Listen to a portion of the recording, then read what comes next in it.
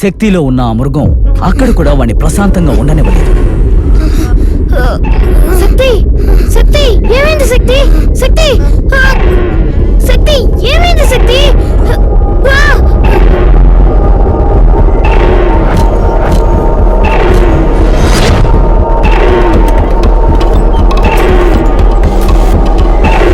శక్తి ఏం చేస్తున్నావురా?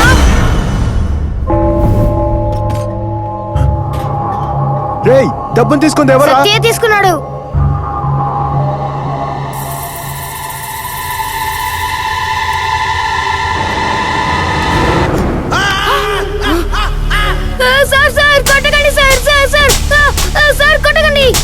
శక్తి నువ్వు రెస్ట్ తీసుకో. This is two cruel mister Rajendra. ఒకవేళ వాడికి ఏమైనా అయిందంటే ఏం చేయాలి? జైల్లో ఉన్న వాళ్ళని ఇక్కడికి తీసుకొచ్చేది తప్పు చేసే పిల్లలు మారాలి అని. ఎవరికైనా ఏమైనా జరిగితే కదా మీరు వస్తున్నారు. ప్రతిరోజు వచ్చి చూడండి, అప్పుడు తెలుస్తుంది వీళ్ళ దగ్గర నేను పడే కష్టం ఏంటో. నా రూమ్ నుంచే డబ్బులు తీసుకుని దాచుకుని పడుకుంటాడు, నన్ను ఊరుకు ఉండమంటున్నారా? బాగుంది సార్ మీ లాజిక్. మన ఇద్దరి లాజిక్లు పక్కన పెట్టండి సార్. శక్తి విషయంలో మాత్రం మనం కేర్ఫుల్ గానే హ్యాండిల్ చేయాలి. నేను వాడిని విచారించాను. ఈ దొంగతనానికి ఎటువంటి పర్పస్ లేదు. మీ బీరువా తెరిచి డబ్బు తీసిన వాడు పక్కనే ఉన్న విలువైన గోల్డ్ వాచ్ని గాని, నగల్ని గాని, ఉంగరాన్ని గాని, చైన్ గాని తీయలేదు. ఒకవేళ ఇది వ్యాధి కూడా కావచ్చు. ఓహో, సైకో దొంగనవాడు. మెడికల్ పరిభాషలో దానికి ఏ పేరు లేదు. ఇలాంటి సంఘటనే మళ్ళీ ఇంకోసారి జరిగిందంటే దయచేసి మీద చెయ్యకండి.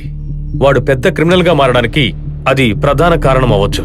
వీటన్నిటికీ మించి వాడి ఫిజికల్ చేంజెస్ ని సడన్ గా మీరు కంట్రోల్ చేయాలనుకున్నప్పుడు అది తన ప్రాణాలకే ముప్పుగా మారే అవకాశాలు కూడా ఉన్నాయి. శక్తి సమస్య ఏంటో అర్థమైన నాకు వాణ్ణి జాగ్రత్తగా చూసుకోవాలనే నిర్ణయానికి వచ్చాను. వయసు పెరిగే కొద్దీ వాళ్ళలో సమస్య కూడా పెరుగుతూ వచ్చింది. దోచుకున్న డబ్బుని ఇలా రూమ్ లో అలంకరించి అందాన్ని చూసుకునేవాడు. వాడికి సంబంధించి డబ్బు రాణి లాంటిది. చాలా జాగ్రత్తగా చూసుకుంటాడు. వాడి డబ్బుని ఎవరూ ముట్టుకోకూడదు, ఇంక్లూడింగ్ మీ. పోలీసు ఉద్యోగంలో చేరిన నేను వాడి కోసమే కష్టపడి చదివి క్రైమ్ డిపార్ట్మెంట్లో చేరాను. కర్మాగారంలో డాక్టర్ చెప్పిన ఆ మాటలు నాలో లోతుగా నాటుకుపోయాయి. ఎప్పుడెప్పుడు వాడికి దోచుకోవాలనే ఆలోచన కలుగుతుందో నేనే వాడిని కంట్రోల్ చేస్తూ ఇల్లీగల్ మనీ ఉండే చోటికి పంపిస్తుంటాను. కానీ కొన్నిసార్లు నాకే తెలియకుండా రిస్క్ పనులు చేస్తూ ఉండేవాడు.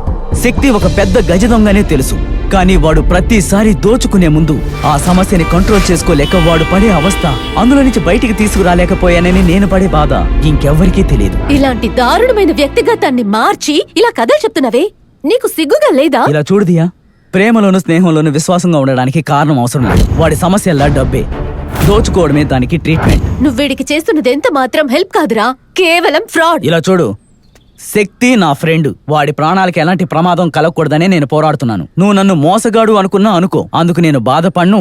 నీకు అర్థమయ్యేలా చెప్పాలన్న అవసరం కూడా నాకు లేదు. వెళ్ళు.